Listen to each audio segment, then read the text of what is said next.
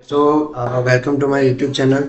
Last हमने जो videos बनाए थे जिसमें हमने मार्वल पेपर 1 to 5 का सेक्शन ई किया था, अभी हम लोग करेंगे मार्वल पेपर के सेक्शन डी।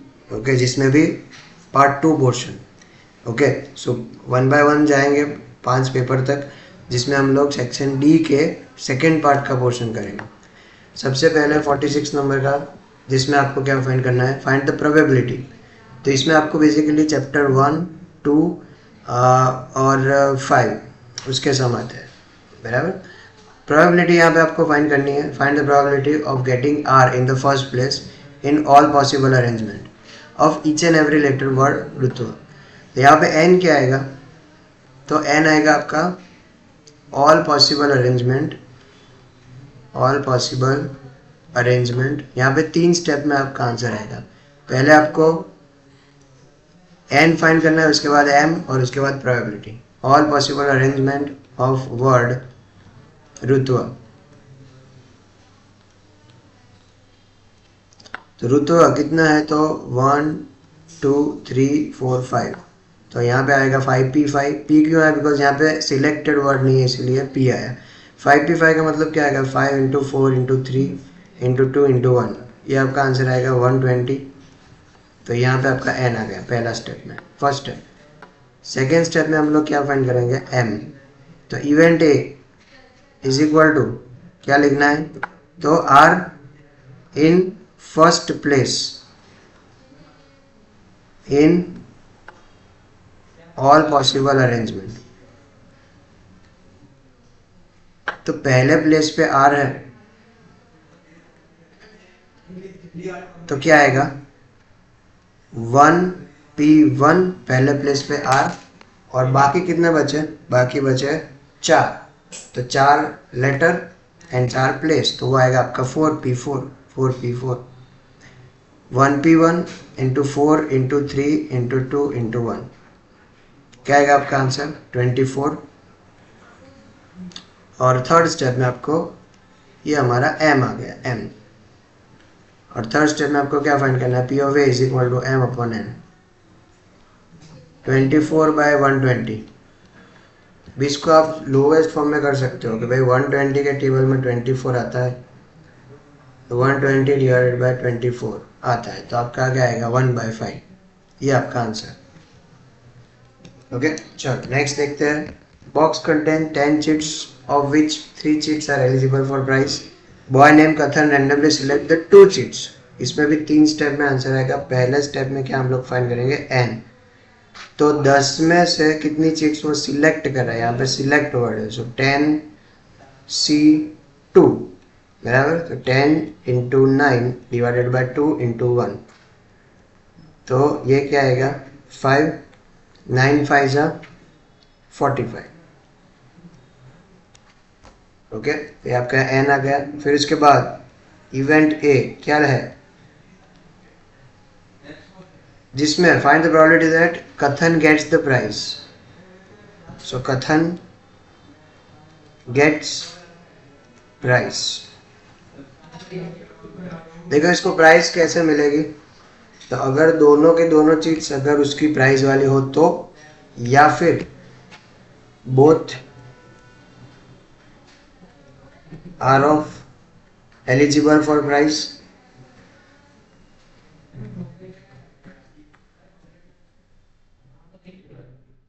और दूसरा ऑप्शन क्या है, 1 is eligible and 1 is not eligible. तो यहाँ पे दोनों अगर एलिजिबल है, तो एलिजिबल कितने हैं, 3 चिट्स। देखो 10 में से जो 3 है वो एलिजिबल है, बराबर। यहाँ पे आपको लिखा है, ये रहा 3 आर एलिजिबल। तो 3 एलिजिबल है, तो बाकी की 7 नॉट एलिजिबल। तो बोथ आर एलिजिबल का मतलब क्या हो गया कि 3 में से एलिजिबल वाले कितने आएंगे, 2। तो 3c2 और means plus 1 is eligible. 1 is eligible मतलब क्या, तो 3c1 and into not eligible 7C1। 3C2 का आंसर क्या आएगा 3 into 2 divide by 2 into 1। 3C1 का आंसर क्या आएगा 3 इंटू 7। 2 2 कट तो यहाँ पे 3 आएगा। 7 3 ज़ा 21, 21 प्लस 3 24। और last step that is the third, P of A is equal to M upon N। M क्या है अपना 24, ये हमारा M आ गया था। तो आपका आंसर आएगा 24/45। इसका आंसर आएगा आपके लोवेस्ट फॉर्म में अगर करना है तो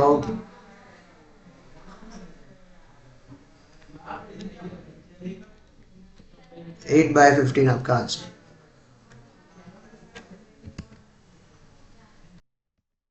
ओके सो ये था आपका 3 मार्क का सम।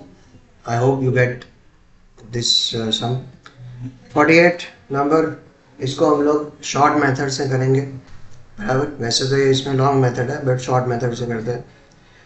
6 LED television and 4 LCD television are displayed in store A। तो स्टोर A उसमें LED कितने हैं 6, LCD कितने हैं 4। स्टोर B उसमें LED कितने हैं 5 एंड LCD वो कितने हैं 3 बराबर। टोटल कितने हो गए ये 10 और ये हमारे हो गए 8। अभी आगे क्या लिखा है, one of the 2 stores is randomly selected and 1 television is selected from that store बराबर। तो यहाँ पे store A and store B, जिसमें अगर मैं इसकी बात करूँ तो ये LED सिलेक्ट हो उसकी प्रोबेबिलिटी, तो उसको मैं P ऑफ A से डिनोट करता हूँ। वो क्या आएगा 6/10। फिर LCD सिलेक्ट हो उसका P ऑफ B क्या आएगा 4/10। वैसे ही इसमें LED सिलेक्ट हो इसकी प्रोबेबिलिटी क्या 5/8, 5 और उसका टोटल 8, 6 और इसका टोटल। और LCD उसका क्या आएगा 3/10। अभी यहाँ पे जो भी कंडीशन है उस हिसाब से हम लोग लिखेंगे तो आपकी प्रोबेबिलिटी का आंसर आ जाएगा। देखो कंडीशन क्या है, one store is selected, one store is selected and one television is selected, find the probability that it is a LCD television and it is LCD television। देखो अभी इसको हम लोग सिंप्लीफाई करते हैं, एकदम simple. One store is selected मतलब 2 store है उसमें से एक स्टोर में सिलेक्ट करो तो उसकी प्रोबेबिलिटी कितनी 1/2। सर कैसे, store A 1/2 and store B 1/2 बराबर उसकी probability. And means into LCD television, LCD का क्या आएगा तो 4/10 और स्टोर B सिलेक्ट हो 1/2 एंड वो भी LCD हो तो LCD का क्या है अपना आंसर 3/8। ये वेरी शॉर्ट मेथड है, इसकी लॉन्ग मेथड भी है बट शॉर्ट मेथड भी आप ऐसे कर सकते हो। 2 2 ज़ा 4 ओके एंड 2/5 तो 1/5 प्लस 3/8 16। नाउ 16 5 ज़ा कितना होगा 80 करते हैं इसमें 16 5 ज़ा 80 और तो ऊपर क्या आएगा तो ऊपर आएगा 16 प्लस 15 क्योंकि इसको 5 से करेंगे 16 प्लस 15 31/80 आपका आंसर। तो ये शॉर्ट मेथड है, शॉर्ट मेथड से आप ऐसे समझ सकते हो बराबर। वन स्टोर इज सिलेक्टेड 1/2 और उसमें LCD, अथवा और सेकेंड स्टोर सिलेक्टेड और उसमें LCD। चलो इसमें हम लोग फाइंड करते हैं, डिटरमाइन द फॉलोइंग डिस्ट्रीब्यूशन से probability distribution of discrete variable. Okay वो है कि नहीं उसको डिटरमाइन करना है और आपको C की वैल्यू फाइंड करनी है बराबर। ओके, तो P of X is equal to क्या है यहाँ पे, तो सी इंटू 1/4 की एक्स पावर, एक्स की ये सारी वैल्यू है, इसको हम लोग 1 बाय 1 लिखेंगे। P of 1 is equal to C into 1/4 की 1 पावर, तो क्या आएगा इसका आंसर c/4। वैसे ही दूसरा पी ऑफ 2 करते हैं, c इंटू 1/4 की 2 पावर, तो 4 का स्क्वायर, तो c/16, 3 1/4 और c आ गया है उसकी 3 पावर, क्या आएगा 64, c/64 and p of 4 that means c into 1/4 की 4 पावर, तो 1/4 की 4 पावर कितना आएगा 256, 4 इंटू 256, तो c/256। अभी ये सबका टोटल हम लोग करें ना तो आंसर क्या आएगा 1 आएगा। ओके, तो दैट मीन्स के P of 1 plus P of 2 plus P of 3 plus P of 4 is equal to 1। 1 की वैल्यू क्या है, c/4 plus c/16 plus c/64 plus c/256 is equal to 1। इसका एलसीएम क्या आएगा, तो 256 आएगा। अभी 4 को मैं किससे मल्टीप्लाई करूँ तो 256 आएगा, 64, तो यहाँ पे पहले क्या आएगा 64c, 16 का क्या हम करेंगे तो 256 डिवाइडेड बाय 16, तो दूसरे का आएगा 16c, 256 डिवाइडेड बाय 64, तो उसका आएगा 4, that is a 4c plus c is equal to 1। सबका c हम लोग प्लस कर रहे हैं, तो 64 plus 16 plus 4 84 plus 1 85c upon 256 is equal to 1, तो c is equal to 256 divided by 85, ये आपका आंसर है। ओके, और आपको ये x इज इक्वल टू 2 का फाइंड करना है, तो 2 क्या है, p of 2 is equal to c upon 16, that means 256 85 into 60, तो 256 85 इंटू 16 क्या आएगा 1360। इसको आप लोवेस्ट फॉर्म में कर सकते हो। ओके, लोवेस्ट फॉर्म में आएगा। नेक्स्ट क्या है, state the properties of binomial distribution. ये आपको पार्ट 2 में चैप्टर 2 है और उसमें पेज नंबर 81 पे मिल जाएगा। मोस्ट टाइम पे ये थियरी के लिए।